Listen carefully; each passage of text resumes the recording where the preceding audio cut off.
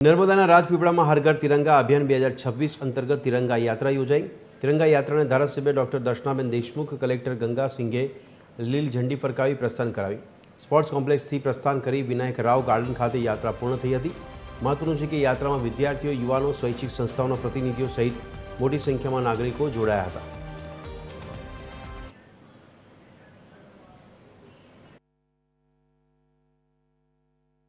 કામનાઓ પાઠવું છું। 15મી ઓગસ્ટ નિમિત્તે જ્યારે આ તિરંગા યાત્રાની રેલીનું આયોજન થયું ત્યારે સર્વે લોકોના મનમાં જે આન બાન અને શાન છે આપણા તિરંગાની, એનું મહત્વ જળવાઈ રહે, સર્વે લોકો એના મહત્વને સમજે અને મહાન વીર ક્રાંતિકારીઓ કે જેમણે આ ભારત દેશના સ્વાતંત્ર્ય સંગ્રામમાં જેમણે પોતાની જીવનનું બલિદાન આપ્યું છે, એ સર્વે લોકોને હું મારી શ્રદ્ધાંજલિ અર્પિત કરું છું। અને આવનારા વડાપ્રધાન શ્રી નરેન્દ્રભાઈ મોદીજીનો જે સંકલ્પ છે કે વિકસિત ભારતનો સંકલ્પ જે એમણે લીધો છે, ત્યારે 2047માં ભારત દેશ વિકસિત ભારત બને એના સંકલ્પ સાથે સર્વે દેશવાસીઓને, સર્વે નર્મદાવાસીઓને હું ખૂબ ખૂબ શુભકામનાઓ પાઠવું છું।